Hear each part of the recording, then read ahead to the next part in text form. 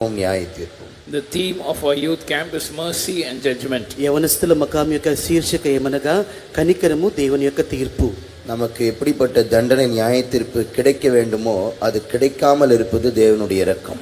The punishment that we deserved, we have not got it, and that is the mercy of God. ఎటువంటి దండన న్యాయ తీర్పు మనకు దొరకవలెనో అది దొరకకపోవటయే దేవుని యొక్క కనికరము. எந்த நன்மையை ஆசீர்வாதத்தை உயர்வை பெற்றுக்கொள்வதற்கு நமக்கு தகுதியே இல்லையோ அப்படிப்பட்ட நன்மையை நாம் பெற்றுக்கொள்வதுதான் தேவனுடைய கிருபை. And the grace of God is getting the blessing, the benefits and the exaltation that we don't deserve. ఎటువంటి ఆశీర్వాదమును కృపను దేవుని యొక్క హెచ్చింపును పొందుకుంటకు మనం యోగ్యులము కాదు, కానీ వాటన్నిటిని పొందుకొని చేయునదే దేవుని యొక్క కనికరమై ఉన్నది. இது ஒரு பழைய பாட்டு, எல்லாரும் சேர்ந்து பாடும். This is an old familiar song. Let's all join together and sing it. ఇదొక పాత పాట, అందరము చేరి పాడెదము.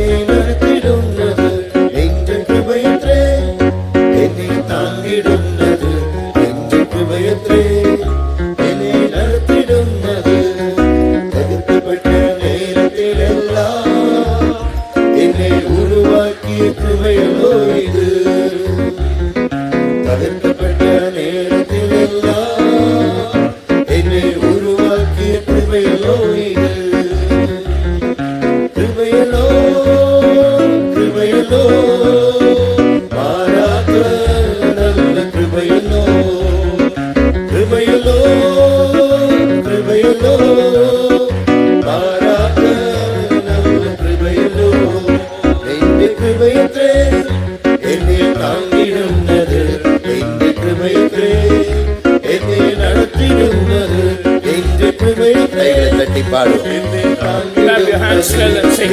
సప్పటిని కొట్టి పాడండి. என்னை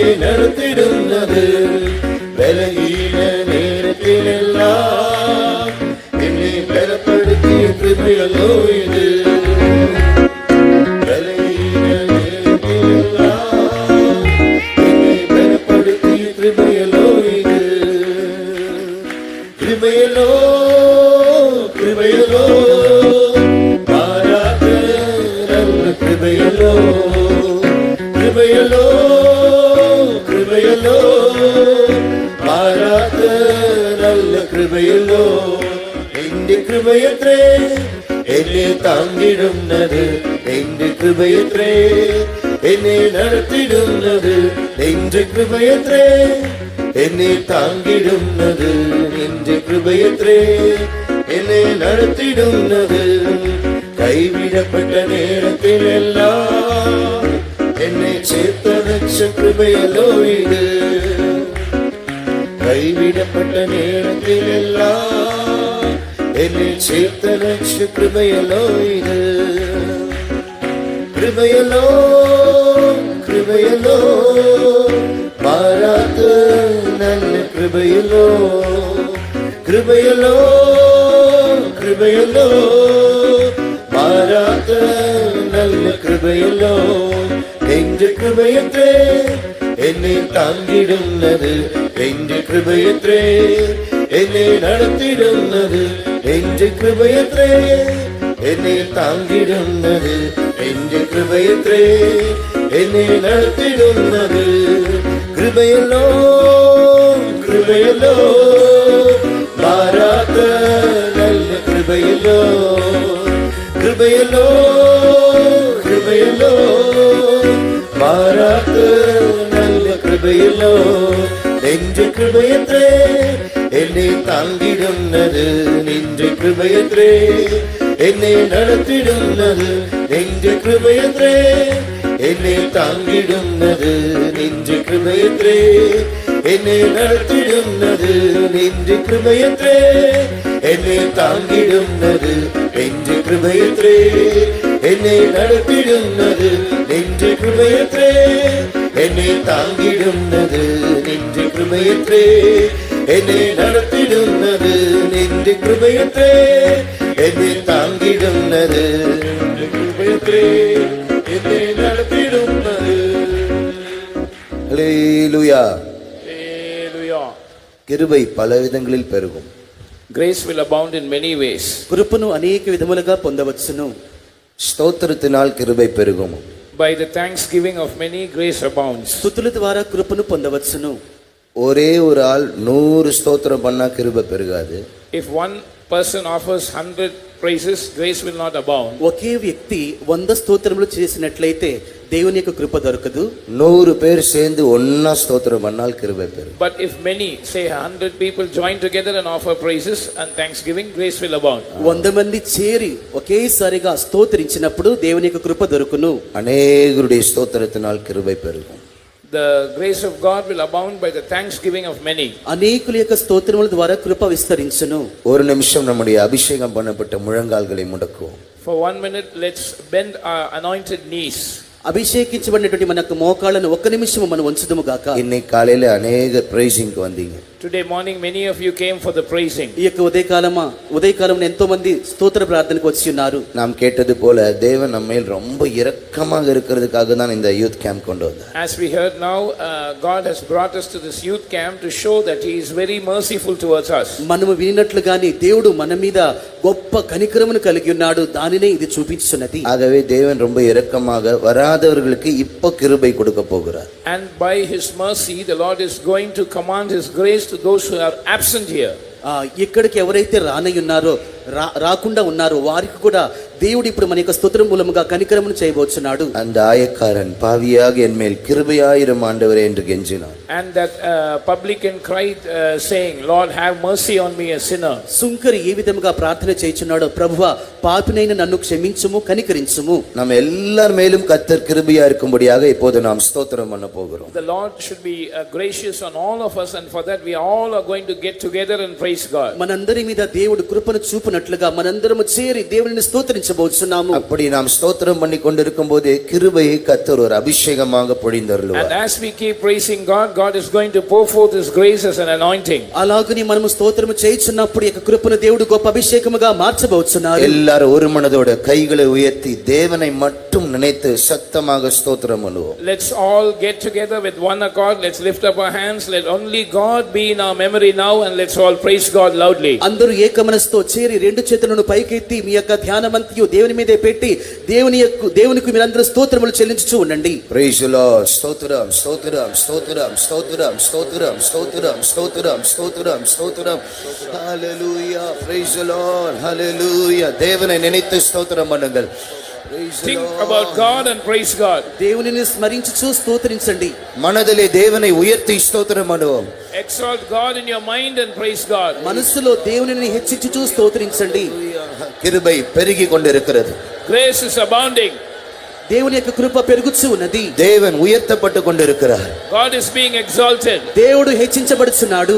அவருடைய நாமம் மகிமைப்பட்டு கொண்டிருக்கிறது. His name is being glorified. ఆయన యొక్క నామం మహిమపరచబడుచున్నది. Amen. Hallelujah. Shabarabadabala katudariya rabakadature. Amen. Jesus. Hallelujah. Stotram. Stotram. Stotram. Stotram. Stotram. Stotram. Stotram. Stotram. Stotram. Stotram. കൃപയല്ലോ കൃപയല്ലോ മാറാത്ത നല്ല കൃപയല്ലോ കൃപയല്ലോ കൃപയല്ലോ മാറാത്ത നല്ല കൃപയല്ലോ നെഞ്ച് കൃപയത്രേ എന്നെ താങ്ങിടുന്നത് നെഞ്ച് കൃപയത്രേ എന്നെ നടത്തിടുന്നത് നെഞ്ച് കൃപയത്രേ എന്നെ താങ്ങിടുന്നത് നെഞ്ച് കൃപയത്രേ എന്നെ നടത്തിടുന്നത് കൃപയല്ലോ കൃപയല്ലോ മാറാ కృపయలో కృపయలో కృపయలో மாறாத நல்ல கிருபையலோ நெஞ்ச கிருபையற்றே என்னை தாங்கிடுன்னது நெஞ்ச கிருபையற்றே என்னை நடத்திடுன்னது நெஞ்ச கிருபையற்றே என்னை தாங்கிடுன்னது நெஞ்ச கிருபையற்றே என்னை நடத்திடுன்னது நெஞ்ச கிருபையற்றே என்னை தாங்கிடுன்னது என்னை நடத்திடுன்னது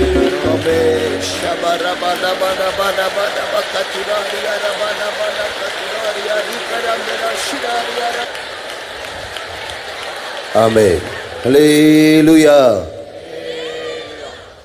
இப்போது நாம் கேட்க போகிற குரூப் ஆக்டிவிட்டி ஸ்டடி, இந்த நாளெல்லாம் நாம் கேட்க போகிற கர்த்தருடைய வார்த்தைக்கு ஏற்ற கிருபையை அபிஷேகத்தை அவர் நமக்கு தந்திருக்கிறார். அதற்காக ஸ்தோத்திரம் பண்ணுவோம். The Lord has given us the grace and anointing according to the GA that we are going to listen to now, and for all the programs of the day shall we all praise God. ఈ యొక్క దినమున మనం వినబోచినటువంటి group activity, దానికి తగినటువంటి దేవుని యొక్క వాక్యము, ప్రతి ఒక్క దాన్ని వినుటకు దేవుడు మనకు కృపను అనుగ్రహించినాడు కనుక స్తోత్రించుదము. Praise the Lord. స్తోత్రం స్తోత్రం స్తోత్రం స్తోత్రం స్తోత్రం స్తోత్రం స్తోత్రం స్తోత్రం స్తోత్రం స్తోత్రం స్తోత్రం. Father God, we thank you for this new day, and thank you for the time of worship that you gave us now. Thank you for all that you are going to do in the youngsters and in the church today. We expect glorious things from the throne of God, from the presence of God. Lord, bring all those who are hindered also quickly to your presence. In Jesus' name we pray. Amen. We'll sing the first stanza and chorus of the opening Tamil song. Opening song, Tamil song యొక్క మొదటి చరణము, chorus మాత్రం పాడేదము. Tamil opening song முதல் சரணத்தையும் பல்லவியும் பாடுவோம். తమిళ పాట opening song, మొదటి చరణము, పల్లవి మాత్రం పాడదము.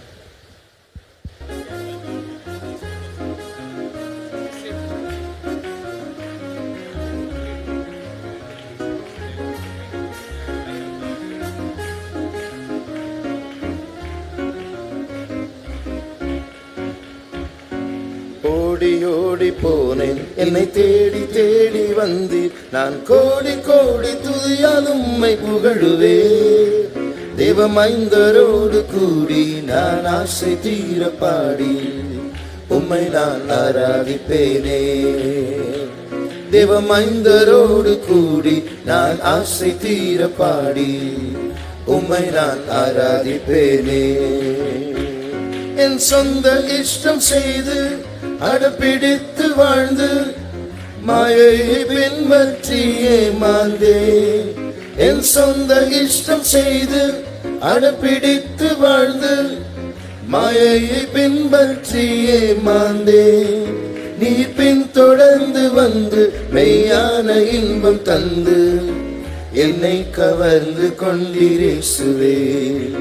நீ பின் தொடர்ந்து வந்து மெய்யான இன்பம் தந்து என்னை கவர்ந்து கொண்டிரேசுவே. எல்லாரும் கைகளை தட்டி. ஓடி ஓடி போனேன் என்னை தேடி தேடி வந்தி, நான் கோடி கோடி துதியால் உம்மை புகழுவே. தேவமைந்தரோடு கூடி நான் ஆசை தீர பாடி உம்மை நான் ஆராதிப்பேனே. தேவமைந்தரோடு கூடி நான் ஆசை தீர பாடி உம்மை நான் ஆராதிப்பேனே. ஓடி ஓடி, you all sing fast. ஓடி ஓடி போனேன்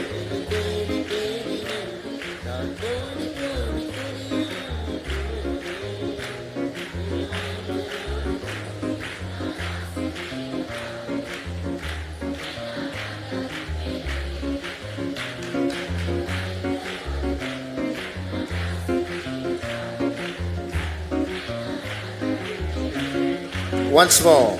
Odi, louder.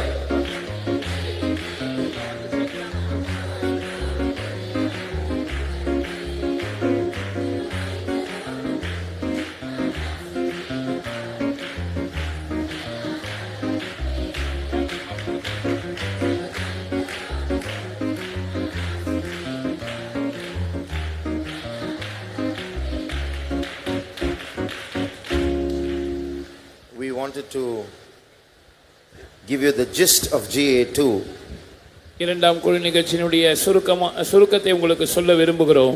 క్రియాపదకము 2 యొక్క విషయమును గురించి క్లుప్తముగా చెప్పబోతున్నాము. Some are walking out instead of walking in. ஆனால் சிலர் உள்ளே வருவதற்கு பலியாக வெளியே நடந்து கொண்டிருக்கிறீர்கள். కొంతమంది లోపలికి వచ్చుటకు బదులుగా బయటికి వెళుతున్నారు. So to wait for them we are singing a song.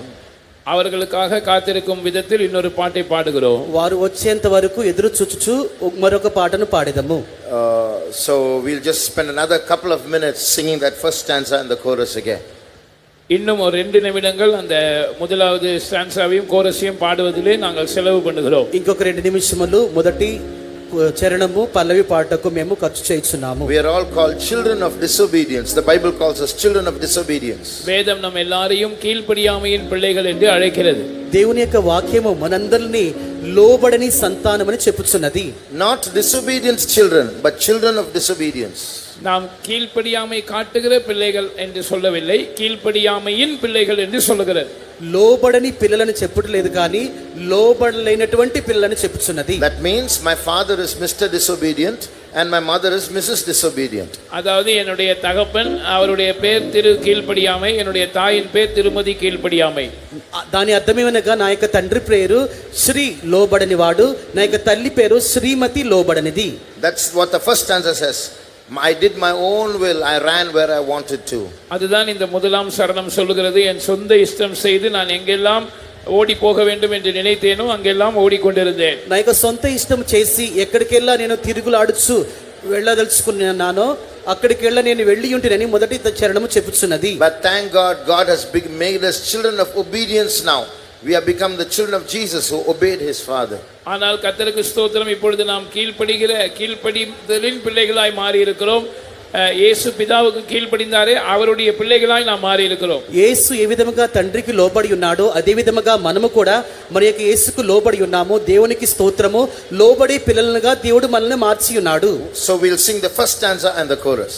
எனவே இந்த முதலாவது சரணத்தையும் பல்லவியையும் நாம் பாடுவோம். పల్లవి మొదటి చరణము పాడెదము. All sing loudly. எல்லாரும் சத்தமாய் பாடுங்கள். అందరూ స్వరమెత్తి పాడండి. என் சொந்த இஷ்டம் செய்து அடம் பிடித்து வாழ்ந்து மாயையை பின்பற்றியே மாந்தே. என் சொந்த இஷ்டம் செய்து அடம் பிடித்து வாழ்ந்து மாயையை பின்பற்றியே மாந்தே. நீ பின் தொடர்ந்து வந்து மெய்யான இன்பம் தந்து என்னை கவர்ந்து கொண்டீரேசுவே. நீ பின் தொடர்ந்து வந்து மெய்யான இன்பம் தந்து என்னை கவர்ந்து கொண்டீரேசுவே. சத்தமாக ஓடி ஓடி போனேன், என்னை தேடி தேடி வந்தி நான் கோடி கோடி.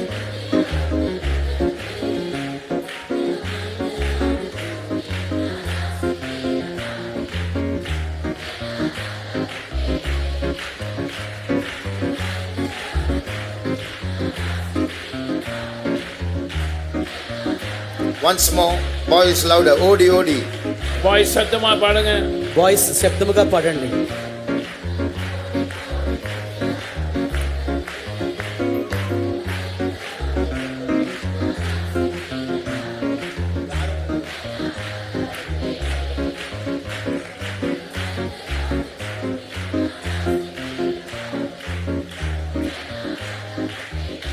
Okay, now we learn a new song. இப்பொழுது ஒரு புதிய பாட்டை நாம் பழகலாம். ఇప్పుడు ఒక క్రొత్త పాటను నేర్చుకుందాం. The second Tamil song, யாரும் இல்லையே. இரண்டாவது தமிழ் பாட்டு. రెండవ తమిళ పాట.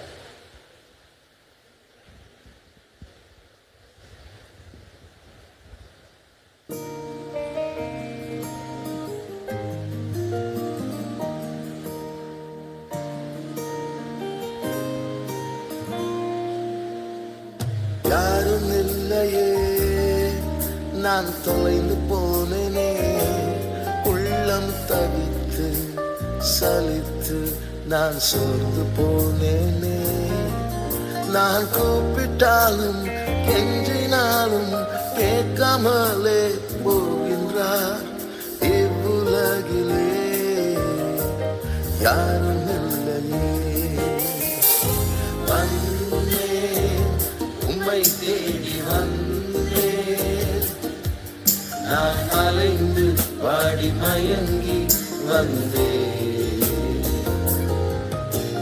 கண்டேன் உம் மகிமை கண்டேன் நான் பிழைக்க வேறிடம் இல்லையே யாரும் இல்லையே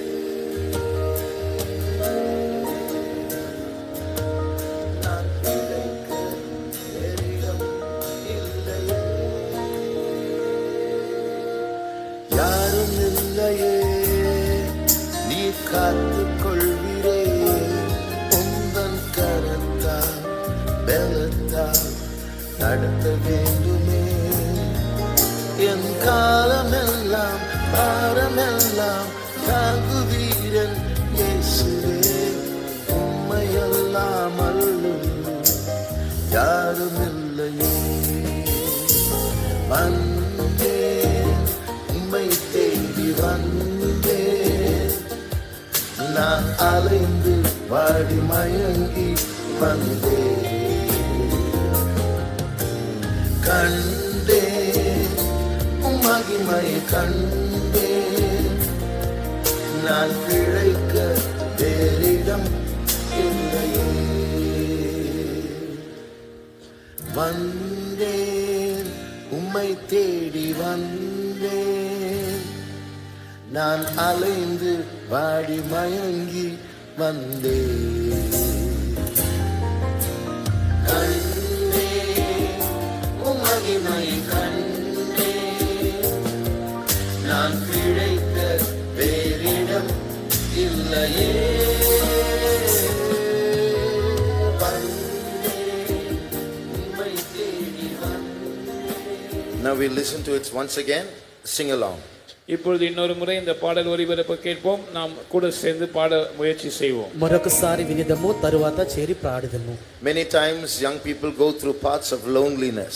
பல நேரங்களில் வாலிபர்கள் தனிமையின் பாதைகளினூடாக கடந்து போகிறார்கள். ఎన్నో సందర్భములలో యవనస్తులు ఒంటరి మార్గములో వెళుచున్నారు. Sometimes we don't know whom to open up to.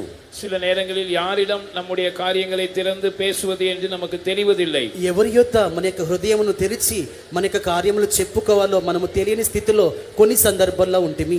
I expect some people to listen to me. The first stanza, third line says, but they're all running away. They're all busy about their own work. நான் சில நபர்கள் என்னுடைய காரியத்தை பொறுமையாக கேட்பார்கள் என்று எதிர்பார்க்கிறேன். ஆனால் அவர்கள் எல்லாரும் என்னை விட்டு ஓடி போகிறார்கள். அவர்களுடைய சொந்த காரியங்களில் தான் அவர்கள் அலுவலாக இருக்கிறார்கள். எனக்கு கொடுக்கும்படியான நேரம் அவர்களுக்கு இல்லை. మొదటి చరణము 3వ లైన్ చూసినట్లయితే ప్రతి ఒక్కరూ వారి యొక్క సొంత పనుల్లోనే ఉన్నారు. నా యొక్క మొరను వినేవారు ఎవరు లేరు, నేను చెప్పేది వినేవారు ఎవరు లేరు, నాకు సహాయం చేయవారు ఎవరు లేరు, అందరూ వెళ్ళిపోతున్నారని యొక్క లైన్ చెప్తున్నది. We think that we can open up our secrets to somebody and then finally the secrets pass on and they come back to us. நாம் நம்முடைய ரகசியங்களை சிலரிடத்தில் வெளிப்படையாக சொல்லலாம் என்று நினைத்து சொல்லுகிறோம். ஆனால் ரகசியமாய் சொன்னது அப்படியே ஒருவரிடத்திலிருந்து ஒருவர் கடந்து போய் கடைசியாக நம்மிடமே அது திரும்பி வருகிறது. మన యొక్క రహస్యములను మనం ఎవరో ఒకరి యొద్ద చెప్పుటకు వాంఛించుచున్నాము, చెప్పుచున్నాము. అది చెప్పిన కార్యం అక్కడకు ఇక్కడకు వారి యొద్దకు వీరి యొద్దకు వెళ్ళి చివరకు మన యొద్దకే తిరిగి వచ్చుచున్నది. Finally, after wandering about here and there in loneliness, I have come to you, O Lord. தனிமையில் அங்கும் இங்கும் அலைந்து திரிந்த பிற்பாடு கர்த்தாவே நான் உம்மிடத்துக்கு வந்திருக்கிறேன். ఒంటరితనాన్ని అనుభవించి ఇక్కడ అక్కడ తిరుగులాడిన తరువాత దేవా నీ యొద్దకే నేను వచ్చుచున్నాను. I have none beside thee in this world. இந்த உலகத்தில் உம்மை அல்லாமல் எனக்கு வேறு யாரும் இல்லை. ఈ యొక్క లోకంలో నీవు తప్ప నాకెవరునూ లేరు. So we listen to this song again. மறுபடியுமாக இந்த பாட்டை நாம் கேட்போம். మరొకసారి పాటను వినదము. Please sing along as you hear. நீங்க கேட்கும்போது சேர்ந்து பாட பிரயாசப்படுங்கள். వినుచున్నప్పుడే మాతో చేరి పాడుటకు మీరు ప్రయాసపడండి.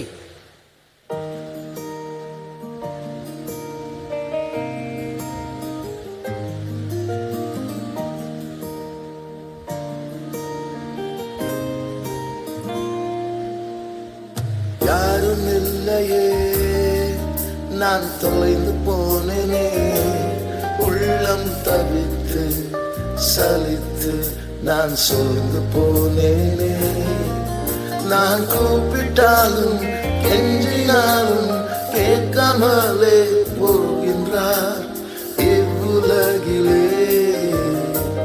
யாரும் இல்லையே வந்தேன் உம்மை தேடி வந்தேன் நான் அலைந்து வாடி மயங்கி வந்தே கண்டேன் மகிமையை கண்டேன் நான் பிழைக்க வேறிடம் இல்லையே யாரும் இல்லையே நான் பிழைக்க வேறிடம் இல்லையே யாரும் இல்லையே நீ காத்துக் கொள்கிறே உங்கள் கரத்தா பலத்தா நடத்த வேண்டுமே என் காலமெல்லாம் பாரமெல்லாம் தாங்குவீரன் இயேசுவே உம்மையல்லாமல் யாரும் இல்லையே எவ்ரிஒன் வந்தேன் உம்மை தேடி வந்தேன் நான் அலைந்து வாடி மயங்கி வந்தேன் கண்டேன் மகிமையை கண்டேன் நான் பிழைக்க வேறிடம் இல்லையே வந்தேன் உம்மை தேடி வந்தேன் நான் அலைந்து வாடி மயங்கி வந்தேன் கண்டேன் மகிமை கண்டேன் நான் பிழைக்க வேறிடம் இல்லையே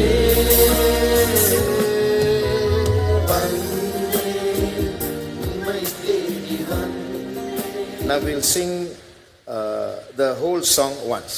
இப்பொழுது முழு பாட்டையும் ஒரு முறை நாம் பாடுவோம். పాట మొత్తాన్ని ఇప్పుడు మరొకసారి పాడుదాము.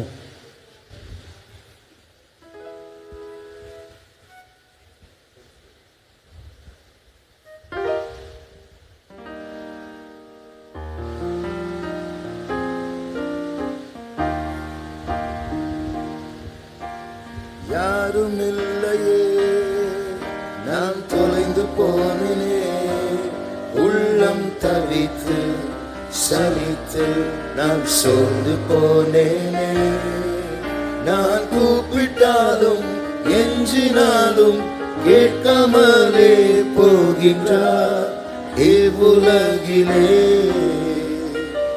யாரும் இல்லையே வந்தே உம்மை தேடி வந்தே நான் அலைந்து வாடி மயங்கி வந்தே கண்டே மகிமையை கண்டே நான் பிழைக்க வேறிடம் இல்லையே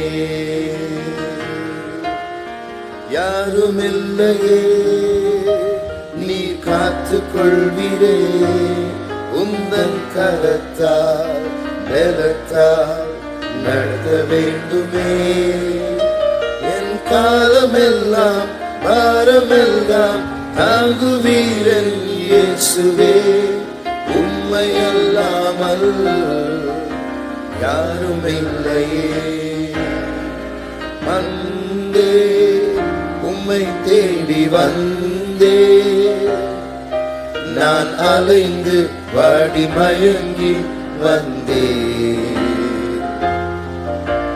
கண்டே மகிமை கண்டே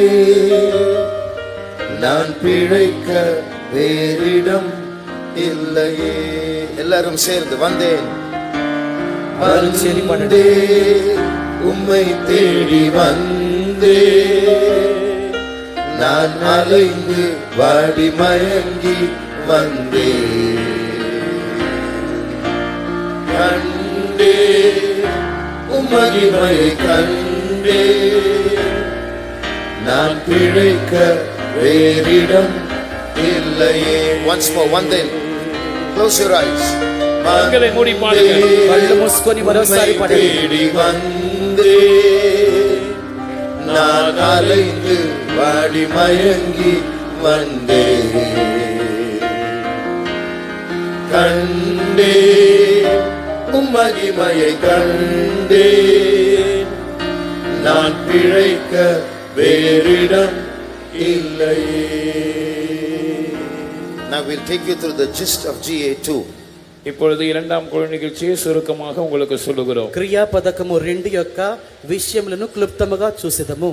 We heard in GA1 that there's a judgment coming upon the church of God before Jesus comes. இயேசுவின் வருகைக்கு முன்னதாகவே கர்த்தருடைய வீட்டின் மேல் ஒரு நியாய தீர்ப்பு வரப்போகிறது என்று நேற்றைக்கு முதலாம் குழு நிகழ்ச்சியில் நாம் கேள்விப்பட்டோம். క్రియాపదకము 1లో యేసు ప్రభు యొక్క రాకడకు ముందుగా సంగమం మీదకి దేవుని యొక్క న్యాయ తీర్పు రానయ్యున్నదని నేర్చుకొని ఉన్నాము. How do we find mercy in that judgment? எப்படி அந்த நியாய தீர்ப்புக்கு மத்தியில் நாம் இரக்கத்தை கண்டடைவது? ఆ యొక్క న్యాయ తీర్పు మధ్యలో ఏ విధముగా మనము కనికరమును గుర్తించగలము? One thing you all must understand is our God, your God, is very possessive about you. ஒரு காரியம் நீங்கள் எல்லாரும் விளங்கிக் கொள்ள வேண்டும். நம்முடைய தேவன், உங்களுடைய தேவன், உங்கள் மேல் மிகவும் நீங்கள் அவருக்கு மாத்திரம் உரியவர்களாய் இருக்க வேண்டும் என்ற வைராக்கியம் உள்ளவராய் இருக்கிறார். మన యొక్క దేవుడు, నీ యొక్క దేవుడు నీ గురించి మిక్కిలి వైరాగ్యం కలిగి ఉన్నాడని నీవు ఈ యొక్క దినమున గ్రహించవలెను. When a wedding takes place in our church, நம்முடைய சபையில் ஒரு விவாகம் நடத்தப்படும் போது మన యొక్క సంఘములలో పెండ్లిని జరిపించున్నప్పుడు the two partners hold each other's hands and they make an oath in God's presence. அந்த மணமக்கள் இருவரும் தேவனுடைய சமூகத்தில் தங்களுடைய கைகளை கோர்த்து ஒரு உடன்படிக்கைக்குள் கடந்து வருகிறார்கள். పెండ్లి కుమారుడు పెండ్లి కుమార్తె ఒకరి చెయ్యి ఒకరి పట్టుకొని దేవుని సన్నిధానంలో వారు ఒప్పుకోలు చేయును. In the same way, God made a covenant with Israel. He played the role of the husband, the Israelites played the role of the wife, and there was an oath there. அதே போல ஆண்டவர் இஸ்ரவேல் ஜனங்களோடு ஒரு உடன்படிக்கை செய்தார். அதிலே அவர் நாயகனாக புருஷனாக பங்கு வகித்தார்.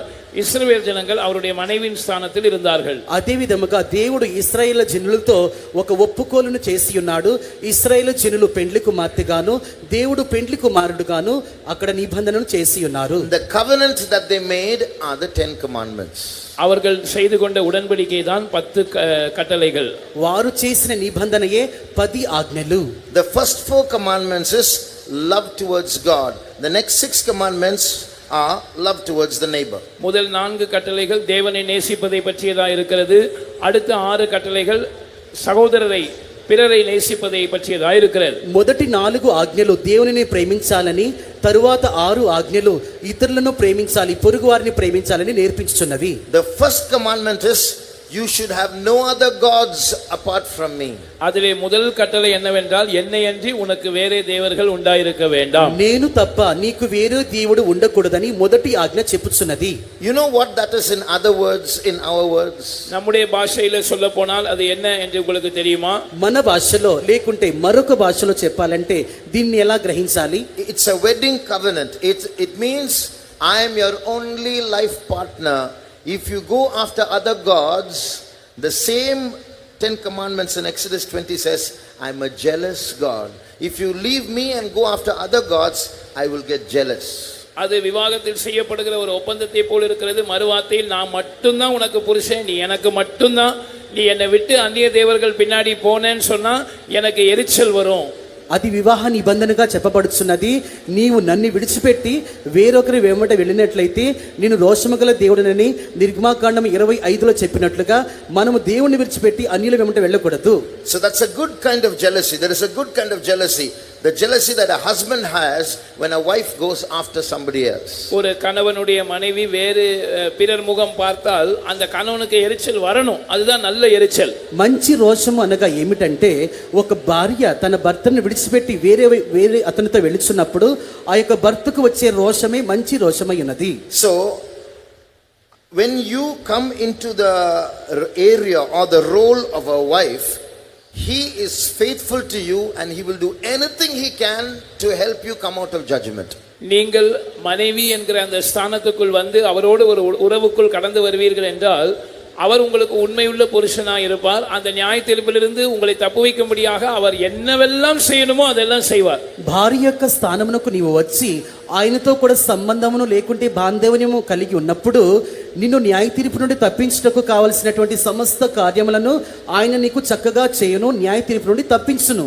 Now listen carefully. கவனமா கேளுங்க. జాగ్రత్తగా వినండి. if God uses the law to execute judgment upon us, none of us can escape. This brother can't, this brother can't, I can't, you can't. We are all guilty before him.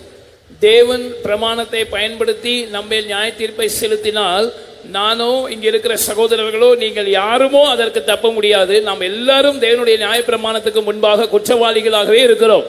దేవుని యొక్క ధర్మశాస్త్రముకు విరోధముగా ఎవరైనా మన మీద దండన వేసినట్లయితే ఆ యొక్క దండనను ఎవ్వరు కూడా తీసివేయలేరు. ఏ సహోదరుడు కూడా తీసివేయలేడు. But there is a way to escape judgment. ஆனால் நியாய தீர்ப்புக்கு தப்ப ஒரு வழி இருக்கிறது. అయితే ఆ యొక్క తీర్పును తప్పించుకున్నట్టుకు మరొక మార్గం ఉన్నది. When someone in your house, maybe your dad or your brother, is caught in a crime, you will somehow go to the police and beg, fall at their feet and do anything to get them out of that case. உங்களுடைய வீட்டில் யாரோ ஒருவர் ஒரு குற்ற வழக்கில் சிக்குவார்கள் என்றால் அது தகப்பனோ அண்ணனோ யாராவது ஒருத்தர் அந்த குடும்பத்திலிருந்து போய் அந்த போலீஸ் காலில் விழுந்து அல்லது வழக்கறிஞர் காலில் விழுந்து அவர்களை அந்த வழக்கிலிருந்து விடுவிக்க தங்களால் இயன்ற அனைத்து முயற்சிகளையும் செய்வார்கள். నీవు నేరస్తుడుగా కనబడిన తరువాత నీ యొక్క తండ్రి కానీ నీ యొక్క అన్న కానీ ఆ నేరము చేసినందువలన పోలీసుల కాళ్ళు కానీ న్యాయవాది కాళ్ళు కానీ పట్టుకొని గోజాడి ఎలాగైనా నా యొక్క కొడుకుని విడిపించనని చెప్పుచున్నారే అలాగున నీవు తప్పించబడవచ్చును.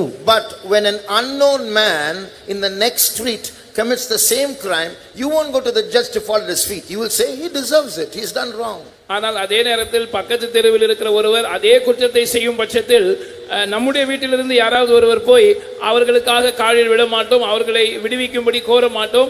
ஏன் அவர்கள் செய்தது தவறு, தண்டிக்கப்பட வேண்டியது நியாயம் என்று தான் சொல்வோம். అయితే పక్క వీధులు ఎవరైనటువంటి ఇటువంటి నేరమును చేసి నేరస్తుడిగా మారినట్లయితే మనము వెళ్ళి ఎవరి కాళ్ళు పట్టుకోము, ఎవరిని గోచాడము, కానీ అతడు నేరం చేసి ఉన్నాడు, నేరమునకు తగిన శిక్షను అనుభవించున్నాడని చెప్పుదుము.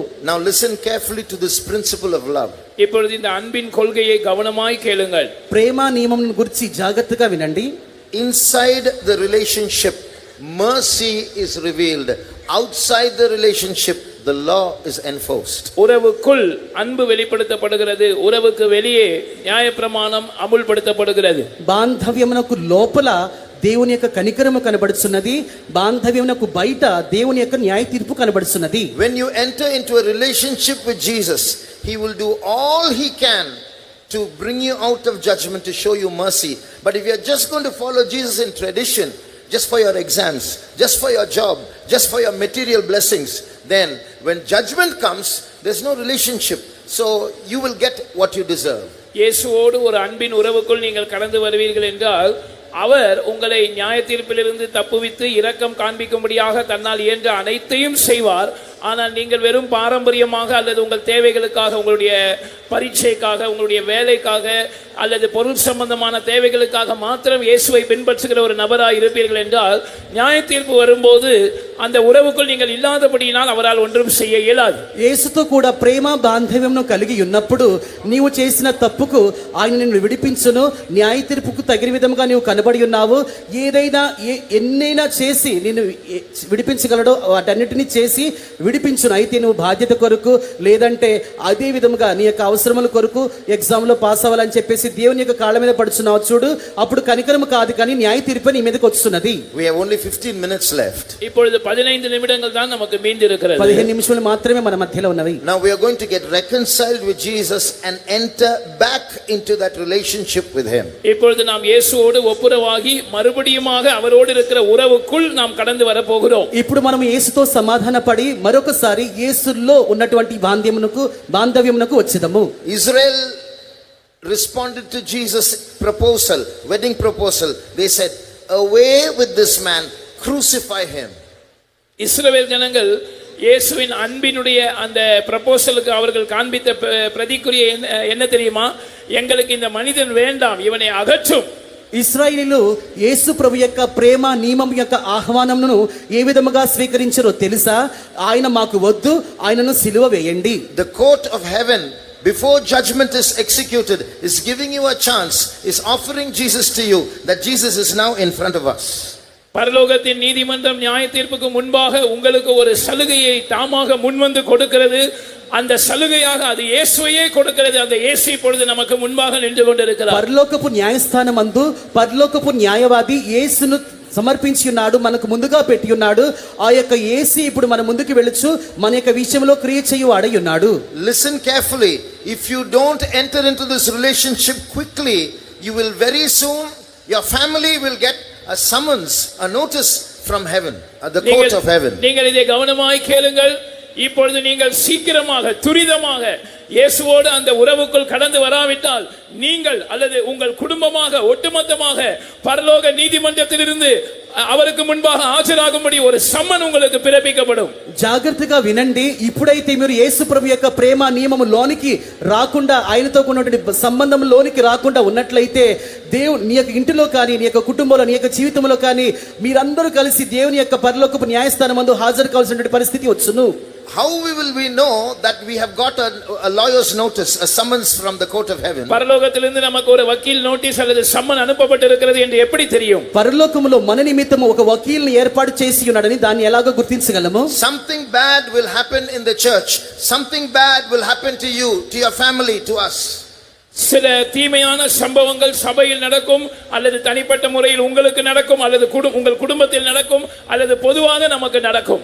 అటువంటి కొన్ని కార్యములు, బాధాకరమైన కార్యములు, ఆపదలు, దుఃఖకరమైన కార్యములు నీలో కానీ నీ యొక్క కుటుంబంలో కానీ జరుగును. It will make us run to the court of heaven and fall at God's feet. அப்பொழுது நாம் தேவனுடைய நீதிமன்றத்துக்கு ஓடி போய் கர்த்தருடைய பாதத்தில் விழ வேண்டி இருக்கும். అప్పుడు దేవుని యొక్క న్యాయాలయంలోనికి మనం త్వరగా వెంటనే వెళ్ళి మనం సాగిన పడవలెను.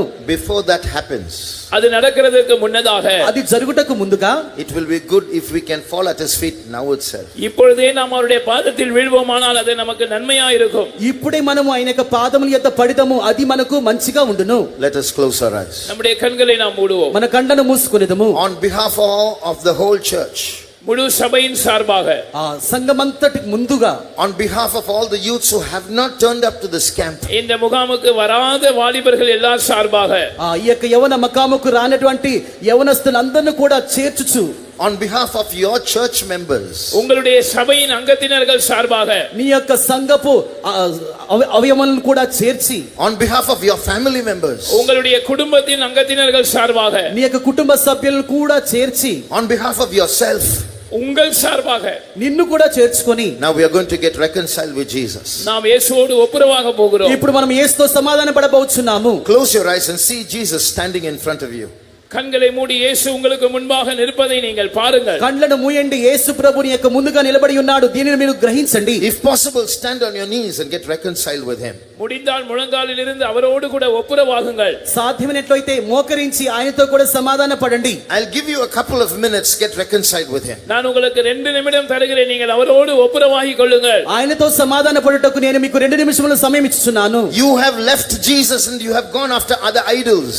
நீங்கள் இயேசுவை விட்டுவிட்டு மற்ற విగ్రహங்கள் பின்னால் போயிருக்கிறீர்கள். మీరు యేసు ప్రభువుని విడిచిపెట్టి ఉన్నారు, మరే వేరే విగ్రహముల వైపుగా వెళ్తూ ఉన్నారు. You spend 5 minutes with Jesus and you can spend 5 hours on the mobile phone.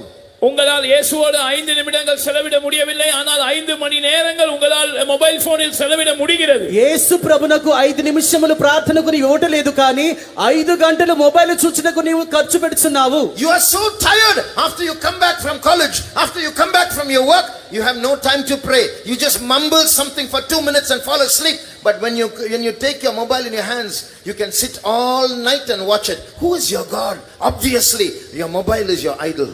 நீங்கள் வேலையிலிருந்து திரும்பி வந்த பிற்பாடோ அல்லது கல்லூரியிலிருந்து திரும்பி வந்த பிற்பாடோ நீங்கள் மிகவும் களைத்து போனவர்களாக உணர்கிறீர்கள். உங்களால் ஜெபிக்க முடியவில்லை. ஏதோ 2 நிமிடம் கடமைக்காக ஜெபத்தை முணுமுணுத்து விட்டு நீங்கள் படுக்கையில் விழுந்து தூங்கி விடுகிறீர்கள். ஆனால் அதே நேரத்தில் நீங்கள் மொபைல் போனை எடுத்தால் 5 மணி நேரம் இடைவிடாமல் லயித்து போய் அதை உங்களால் பார்க்க முடிகிறது. அப்படியானால் உங்கள் தேவன் யார்? வெளிப்படையாக நீங்கள் சொல்லுகிறீர்கள், மொபைல் போன் தான் என்னுடைய தேவன். పాఠశాల నుండి, కాలేజ్ నుండి మీరు తిరిగి వస్తున్నారు, అలసిపోతున్నారు, ప్రార్థన చేయమని చెప్పినప్పుడు 2 నిమిషములు సనుగుచూ ప్రార్థన చేయుచున్నారు, పడుకొనుచున్నారు. పడుకున్న తర్వాత కూడా మొబైల్ తీసి గంటల కొలది మీరు చూస్తూ ఉంటున్నారు. మీ యొక్క దేవుడు ఎవరు? దేవుడా లేకుంటే మొబైలా? అవును, నిజముగా ధైర్యముగా మనం చెప్పవచ్చు, దేవుడు కాదు కానీ మొబైలే మనకు దేవుడిగా చేసుకొనుచున్నాము. Your clothes, your jewels, your bikes, those cars, your ornaments, and your friends, your boyfriends, your girlfriends, those dirty websites, they are your gods, not Jesus. Don't give excuses. Don't tell lies. நீங்கள் பொய் சொல்லாதீர்கள், சாக்கு போக்கு சொல்லாதீர்கள்.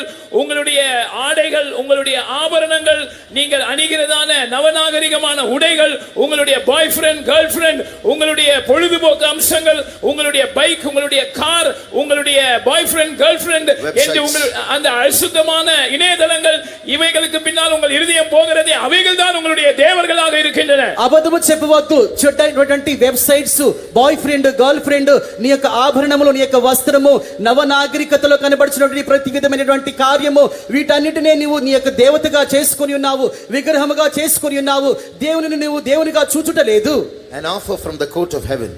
பரலோகத்தின் நீதிமன்றத்திலிருந்து ஒரு சலுகை அளிக்கப்படுகிறது. పరలోకపు న్యాయ తీర్పు నుండి ఒక సమాచారము, సందేశము బయలుదేరి వచ్చుచున్నది. Before something bad happens, ஏதாவது தீமை சம்பவிப்பதற்கு முன்னதாக, ఏదైనా కీడు సంభవించుటకు ముందుగానే, and after that something bad happens, your proud heart will blame God for that also, and then you will go to hell and you can shout all eternity and you can throw your fist and shout bad words at God.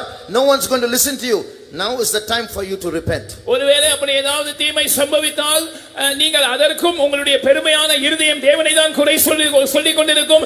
இப்படியே இருந்து அந்த இருதய கடினத்தின் நிமித்தம் நீங்கள் நரகத்துக்கு போனால் நித்தியம் முழுவதும் தேவனை நோக்கி உங்கள் கைகளை முடக்கி இப்படி ஆண்டவரை சபித்தும் பழித்துக் கொண்டும் இருக்கலாம். ஆனால் யாரும் அதற்கு செவி கொடுக்க போவதில்லை. ஆனால் அதற்கெல்லாம் முன்னதாக இப்பொழுதே நாம் தாழ்த்தி மனம் திரும்புவோமாக. అటువంటి పరిస్థితి సంభవించడానికి ముందుగానే మీరు మీ యొక్క కఠినమైనటువంటి గర్వపు హృదయాన్ని తొలగించుకొనకుండా మీ యొక్క క్రియల నిమిత్తము నరకమునకు వెళ్ళి అక్కడ న్యాయ తీర్పుకు ముందుగా నిలబడి ఉన్నప్పుడు దేవుని మీద సాగుబోగులు చెప్పుచూ ఉండెదరు, దేవుని మీదనే మీరు నేరారోపణ చేయించు ఉండెదరు.